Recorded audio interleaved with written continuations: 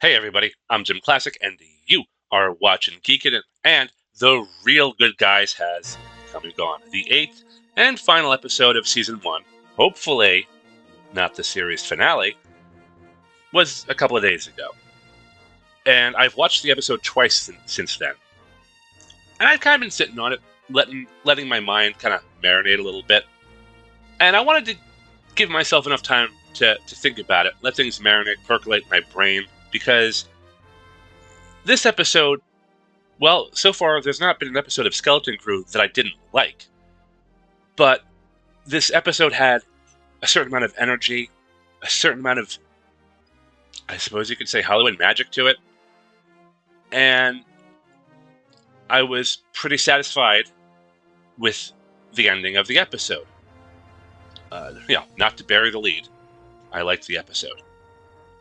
And I'm like, how am I going to do this any justice? I can't really match the energy. I'm not really doing a full breakdown. I took a bunch of pictures on my phone. I suppose I could have just watched the episode on my tablet and, taken screen caps, but I don't really watch shows on my tablets. So I just, snapped a few pictures on my phone. They're not terrible. They're not terrible quality, but they're not the best. But, we pick up where we left off. The kids are reunited with their parents. You see Jod over there. He introduces himself. Jod, Nana Wood at your service. And is that the first time we heard his full name?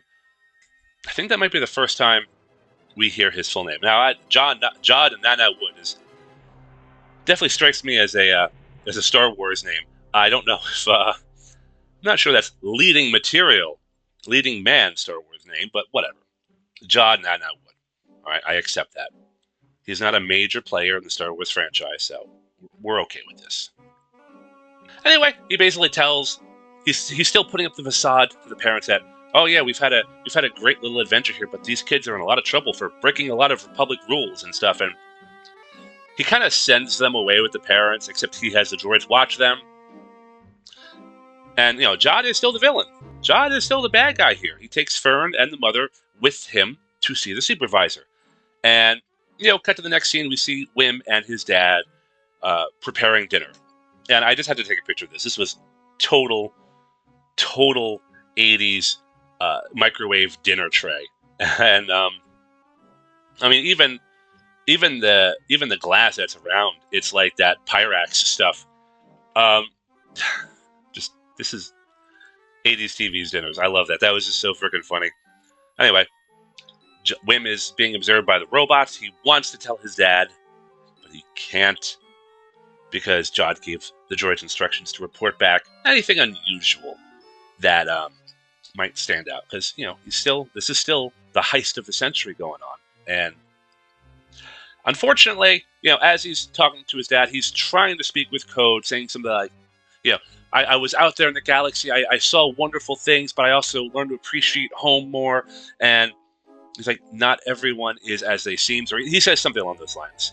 I forget exactly what he said. Maybe it's in here in the subtitles. I don't remember. But, the dad is clueless. He's just like, well, that's what the supervisor's for. In response to Wim saying, like, not everyone is looking out for us. Hint, hint, dad. But, yeah. He's been kind of clueless most of the season anyway, whenever we see him. Anyway, we're in the supervisor's tower, and it's just, wow. Empty computer consoles, dust everywhere, that big thing in the center, and we find out that the supervisor is a giant droid. I guess someone was a fan of Fallout 3. Hello, America. It is I, your president, John Henry Eaton. When I was a boy growing up in rural Kansas with my dog, Honey. Sorry, I got off on a tangent there. I want to play Fallout 3 now. Did I get the name right? John Henry Eaton. I think it was John Henry Eaton. I kind of just went off by memory. I think I was close. Anyway, so yeah, supervisor. Jod says, I'm the emissary. I am a Jedi Knight, an emissary to the Republic. And the supervisor says, oh, well, the last communication we received from the Republic stating that all Jedi were traitors. So which are you lying about? Being an emissary or being a Jedi? a smart-ass droid. I love it. I mean, yeah, some droids are smart-asses. I think R2-D2 and Chopper definitely come to mind, even though you don't really understand what they're saying. But I love droids. I love droids and their quirky personalities. And this one, the supervisor droid, was laying on the facetiousness a little bit. But as I suspected, and this is the point where Fern's like, no, he's a pirate. He's come to steal everything. And ultimately, Jod kills the supervisor by running his lightsaber through it, and shutting everything down, shuts down the entire power grid of the whole area.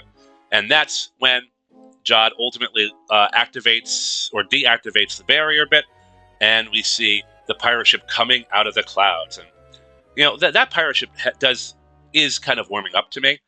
It is an interesting design, and it's just coming out of the clouds like that with the and the guns pointing down the city, starting to shoot the place up. That's when things start getting real for the citizens of At Attin. And there's chaos brewing. Wim wants to get Neil and everyone. Fern, he's up there with Fern at the supervisor's tower. We gotta save her. And these kids are hell-bent on saving the day and helping their friend out. And, the dad is still clueless, trying to get the car started and everything. It's like, oh, the hover bikes are working. The hover bikes are working. And these kids rolling up down the street in hover bikes, total Spielberg magic. I mean, this is totally something out of, E.T. If E.T. was sitting, shotgun in KB's sidecar, I wouldn't have been surprised. Actually, I really wouldn't have been surprised since they're canon in Star Wars. At least, sort of, kind of. So yeah, that would not have shocked me at all. This is E.T. riding with KB. And, they're riding their hover bikes. The dad ended up finding one and riding with them. And they're just like, they're being chased by the pirates. That was a really cool shot right there. I like that. You see all the pirates coming out. That was a little blurry, but that came out pretty well. Pirates laughing. They're coming out. They're sieging the place. They're, shooting up the place, taking prisoners. Chaos everywhere. And some of these pirates were really dedicated to the cause because they're chasing these kids on bikes for several blocks into the woods. Let's see. Yeah, they're chasing them, firing guns. And these guys have not give up. I have to say, they had stick-to-itiveness, for sure. And they're still going through the woods. They're going, going through trees and stuff. And, it's just... I kind of got some Return of the Jedi vibes. I mean, it's a speeder bike chase, I guess. I guess that's to be expected. But, yeah.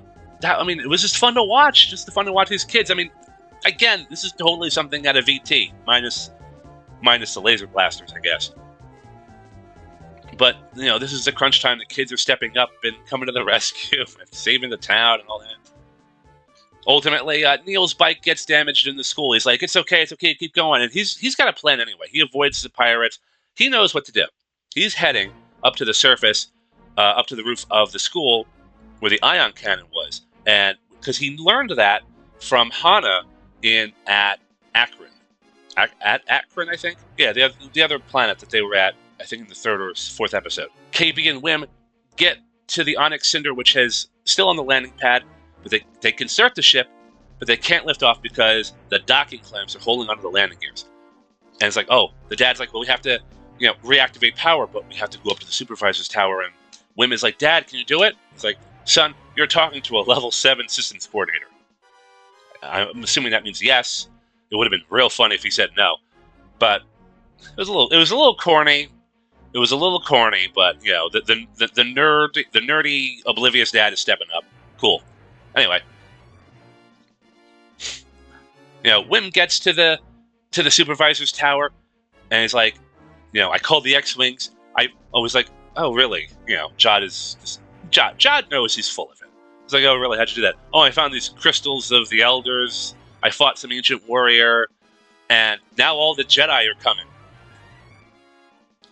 And he's like, and then, the dad is sneaking around because he's got to activate the thing. He's got to keep Jod distracted, and that's exactly what's happening here.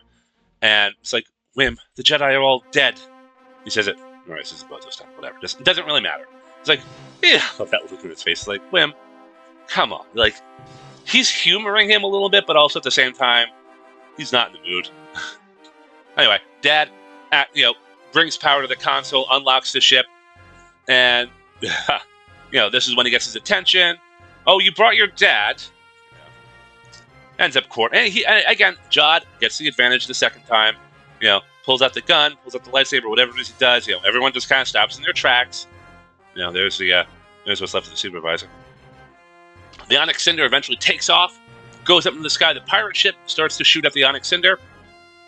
That's when Neil gets his hands on the turbo laser and starts firing at the pirate ship. So the Onyx Cinder is getting away. Neil takes a few pot shots at it, but the pirate ship did get the advantage and take out the gun. But the important thing is the Onyx Cinder was given the time that it needed. And there you go. KB, I got you covered. He's in the thing. Oh, that was cute. I love Neil. Neil is such a fun character. He's a good guy. I like him. Anyway, children, you think you can send your ship up for help? He's like, you don't know what it's like out there. I mean, you only got a sample of it, or whatever it was that he said. Ultimately, yeah, you don't know what you've done. Now, that line stuck to me. Now, I had a theory. But I was wrong. So I don't mind taking a quick break right now, talking about my theory. My thought was that this was going to bring down the Imperial remnant on their heads. What was, aside from the Acolyte, the other series before that was, I think, Ahsoka. And Ahsoka left off with Thrawn leaving Peridia back to the Star Wars galaxy. And I thought this might be Thrawn showing up to raid them in and to kick up his war campaign against the Republic. That's what I thought was going to happen. That's what I thought, you don't know what you've done. I could see Thrawn plotting to get into At Attin somehow if he had known about it. He's intuitive like that. He understands the myths and legends. So that's what I thought would happen. Which I don't think I would have minded had that gone down. It just didn't go down that way. But that would have been an interesting twist. But I was wrong. Anyway, moving on. You don't know what you've done. Onyx Cinder leaves the barrier. KB's holding on to SM-33's head because he's alive, which is good. I'm not happy about that. I am happy about that. I'm very happy that SM-33 is still alive. And they get the message out. Oh yeah, that was nice. Yeah, just shooting up out of the barrier. Nice little animation. Okay. Anyway, they reach out to Kim. The pirates are here. They're taking over. You got to get the X-Wings here, and and Kim is like, "Don't worry, the X-Wings will show up. They're great pirate hunters," and blah blah blah. Then the pirate ships show up. The small stunt fighters. They take down the Onyx Cinder. She starts to spiral back down to the planet. And once again, Jod look at that look on his face. He is worried. He doesn't want to see anything bad happen to the kids, and I think that is definitely obvious. But at the same time, he's passing the buck. He's not taking the responsibility, but it's like, look what you've done. You did this, not me. He's trying to justify his actions or justify his inactions and just point all the blame on these kids for kind of getting in his way. But he's like, go and watch the ship go down. And the ship starts spiraling, and even he's like, oh man, they're not going to make it. They're not, she's not going to make it. And that tone in his voice, you can tell, he thinks this is it, and he's kind of sad for her. And, the ship crashes. We don't really see what happens, but there's no explosion, so that's good enough. That means they made it. But ultimately, Wim realizes that there is a way to get the X-Wings down without the need of deactivating the device, and that is pulling the switch to deactivate the entire barrier. And that's why, puts the lightsaber to Dad's throat. It's like, don't do it. Don't do it. And ultimately, he pushes the button down. Now the real good guys are coming, which is the title of the episode. He's like, the good guys. No one's coming to save you, boy. And we get a little bit of character development, or at least backstory from John. He was a street urchin growing up on some planet. He was starving, which goes back to the hunger speech earlier. Some Jedi found him, said he had potential, and I guess Order 66 must have happened around that time because he said they made him watch. And So he learned a little bit of Jedi training from this Jedi Master, and then, was on his own again. And I really like this. I really like this line where he says, like, the galaxy is a dark place with a few pinpricks of light. And I think that's Jod. He is consumed with a certain amount of darkness, but there are definitely pinpricks of light there. Actually, I would dare say more than just a few pinpricks of light. I don't want to hurt anyone. I don't want to damage this wonderful planet. You call this a great work, right? Wonderful. Just work for me. Just make me all the credits. The one thing in this universe that matters. Just do it for me. You can go about your lives, and that'll be it. Like, that's what he's trying to justify his actions a bit, but at the same time, yeah, I don't believe Jod really wants to hurt anybody. But it's all kind of crashing down around him, in some cases with the Onyx Cinder, literally. Ultimately, Dad decides to make a power play for the device. Oh, yeah, that's right. Wim did not pull the thing. Wim did not pull the device, but we were getting to that. That's all right. Sorry, I got a little ahead of myself. Yeah, Wim did not pull the device, but Dad makes a power play for it. Jod's holding on to him. He's got the lightsaber in the other hand. I think he drops it. Oh, right. Wim is holding on to the lightsaber to the best of his ability, and he's trying to use the Force to peel Dad's hands back. And ultimately, Fern's mom jumps in and helps the Dad, and they deactivate it. And this is the shot. The switch is pulled. The barrier is coming down. Wim has a lightsaber. He's holding it, trying to look tough. Fern's got nothing, but she's still trying to look tough. But this is the point where the kids have somehow the advantage over Jod. And, he's pointing his gun. I mean, he still has control of the situation. That's the crazy thing. Jod still has control of the situation right now, throws the gun away. He's done. He's done. He's no longer going to be an obstacle for them. Then the shield comes down. You got this cool, not irradiated effect, iridescent effect going on throughout the clouds. Next thing you know, the X-Wings are coming down from the sky. They're swooping in. Lock S-foils in attack position. We've all heard that one before. They're coming after the pirate ship. They're blasting it. Laser bolts flying everywhere. Things exploding. The pirates are trying to make their escape. The ship is going down in flames. My thought was, oh my god, I hope this does not crash in a residential area. It didn't. I think it crashed in a commercial area, but still, that thing went down into the town. And you just see Jod. You just see Jod watching out the window. The kids make their escape, and even at this moment, Wim is holding out hope that Jod will come with them. This is, you gotta love Wim. Wim is pure of heart. And he's like, Jod, come with us. And he can't. He's not going to do it. And this scene is right here is him looking out the window, watching the pirate ship go down, his entire life going down in flames right in front of him. And he does nothing. He's done. This is, I think, the last we see of him for the rest of the episode. And just, I don't know if that's necessarily the look of defeat. Maybe the look of relief. Maybe a little bit of both, but maybe a bittersweet look to him. But moving on. The Onyx Cinder crashed in, I don't know, the planetarium. But anyway, Kim is alive. She's okay. All the credits came pouring out of the ship.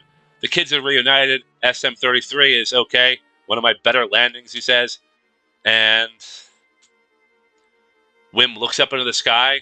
He sees the Corellian Corvette swooping down. The New Republic is here to save the day, and At Attin is saved. Wim is looking up there wide-eyed and optimistic again, and that's pretty much how the show ended. And then we go back to this, which I think is actually pretty cool. I think this is official art. It'd be great if it's fan art. I didn't see a name. I didn't see a signature. Well, whoever SRP is. Yeah. Is Skeleton Crew the best Star Wars I've ever seen? No. Is it the most fun Star Wars I've seen in a long time? Yes.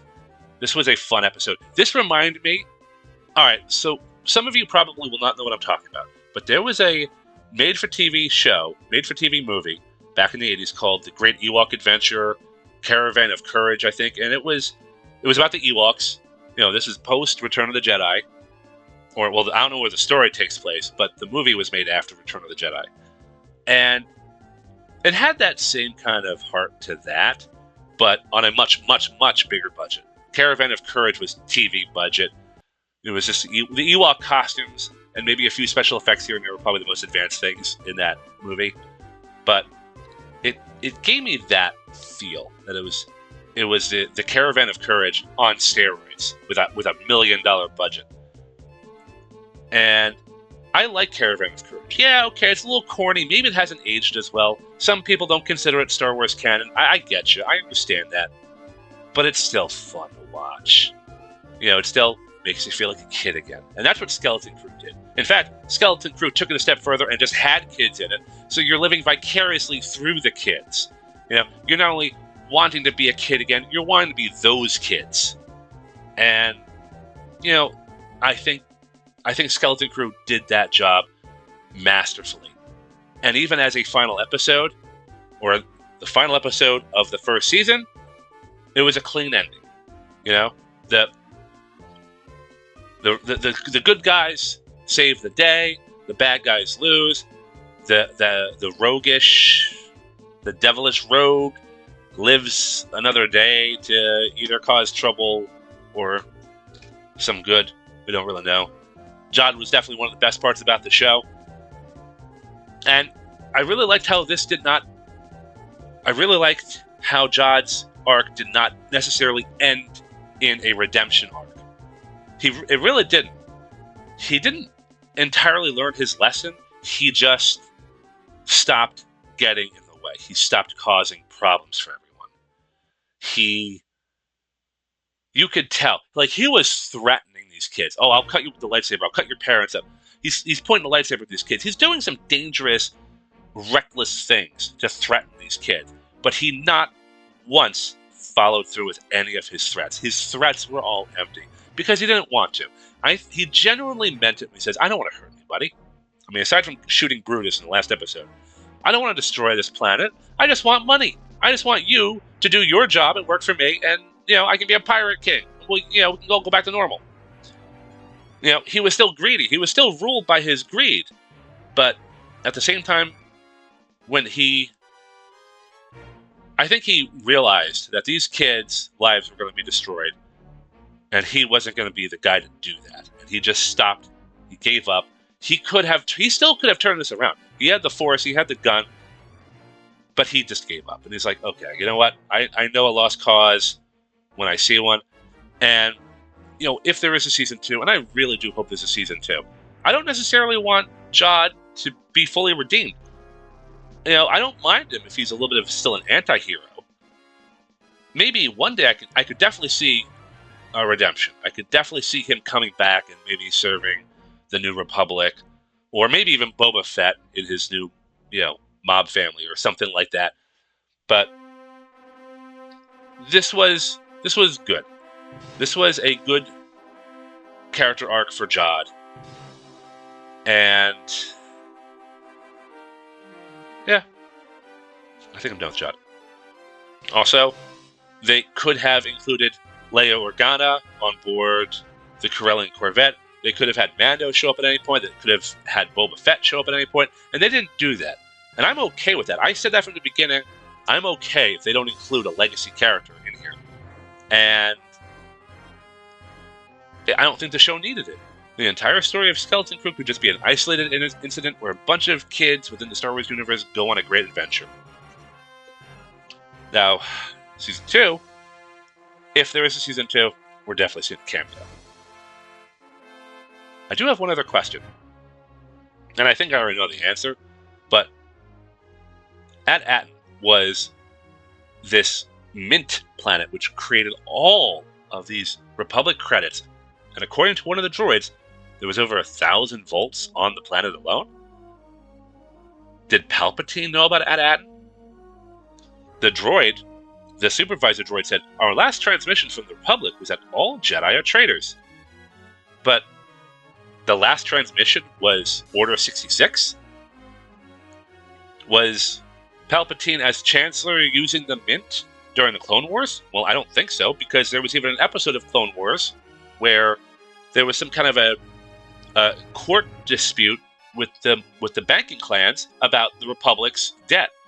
I'm pretty sure if that Mint was in service during the Clone Wars, well, they wouldn't have needed that banking loan. And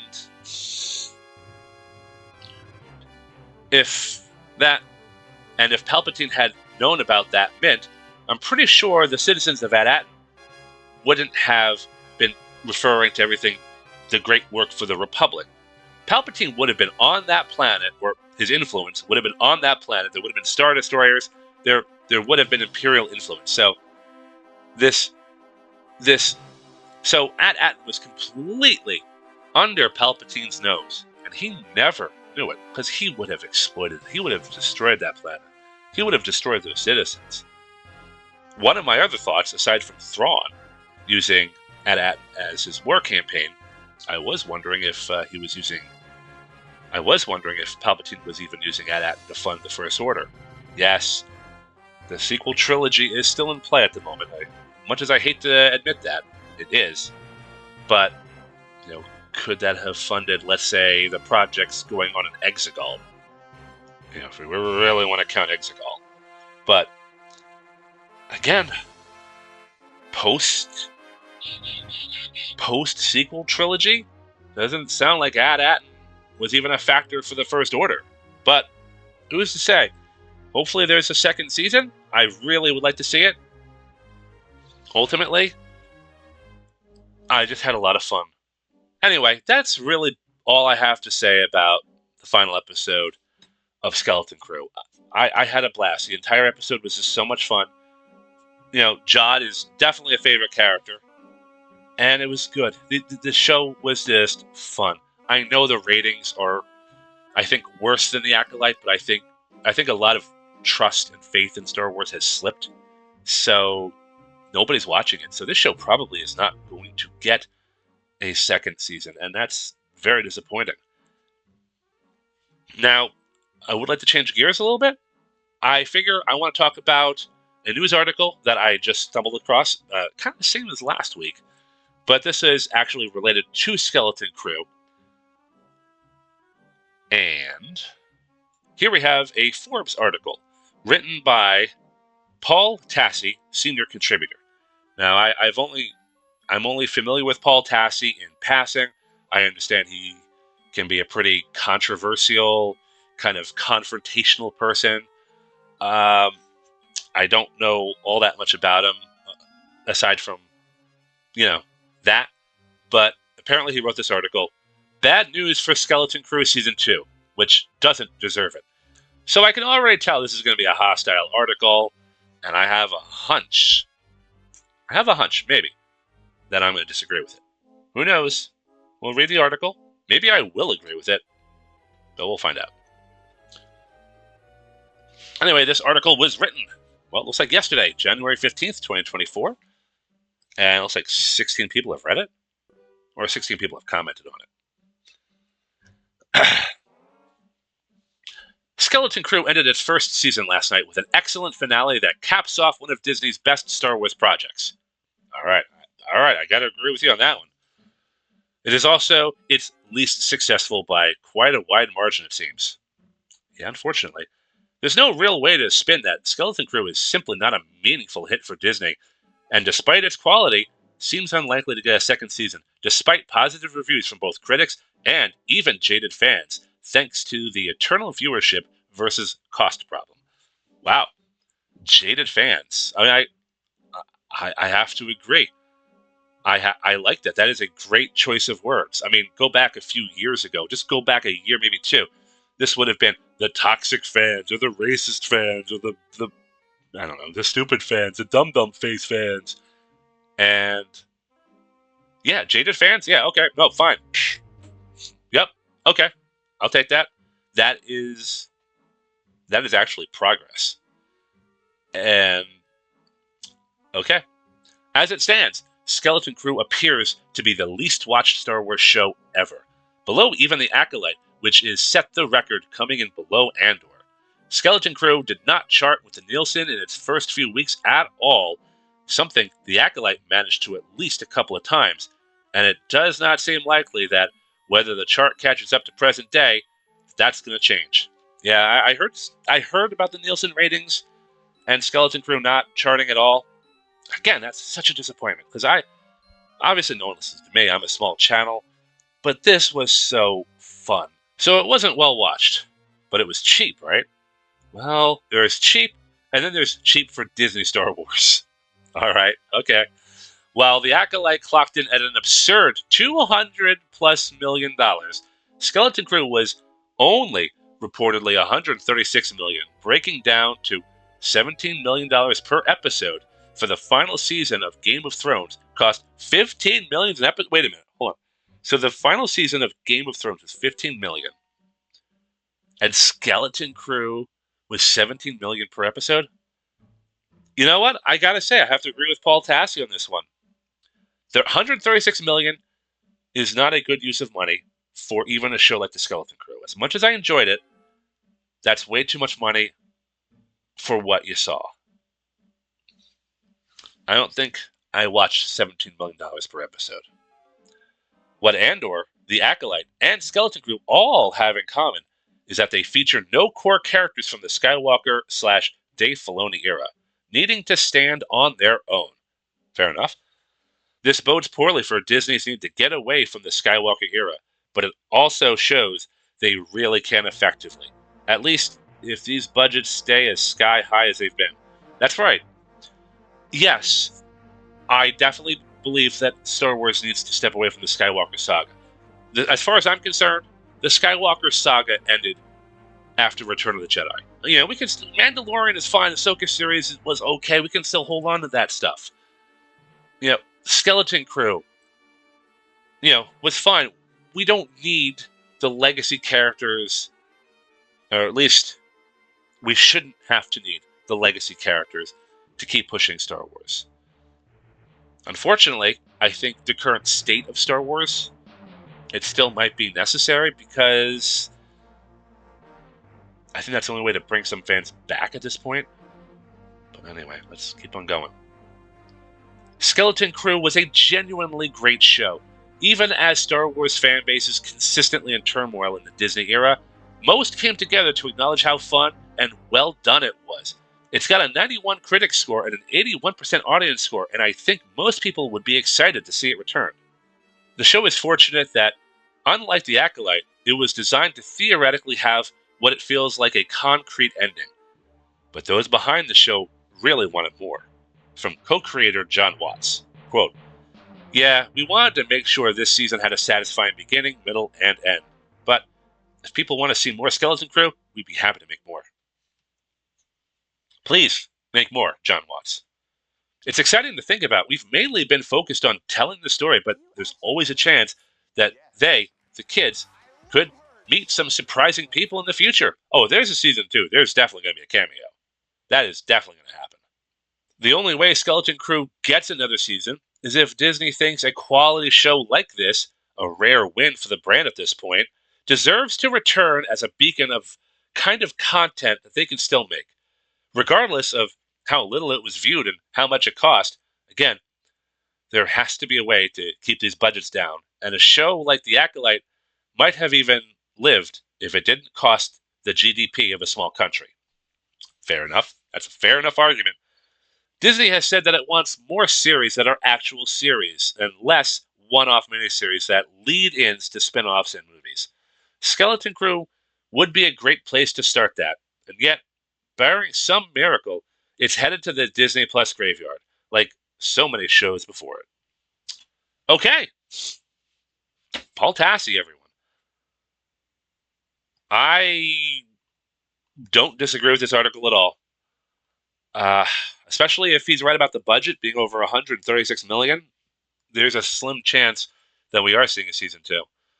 And especially the low audience scores. That's a damn shame.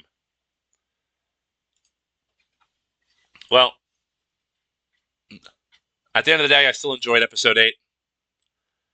And Skeleton Crew could very well be a Star Wars show that I might rewatch. I can't really say that about most of them. But, yeah, this has been my thoughts. I would like to thank everyone out there who is watching. If you have any thoughts, I would really like to know what you thought about the Skeleton Crew. Did you like it? Did you hate it? Do you agree with Paul Tassi? Do you not agree with Paul Tassi? And, if you're out there, please like, share, subscribe. And I will be talking to you later. Hopefully, I hope you don't mind the cold. I'm down for the count with COVID, sort of. I'm just home from work, really. But anyway, I gotta get going. Probably get some sleep soon. But thank you for watching this video, and I will see you next time. I'm JimClassic, and you have been watching Geekin' It.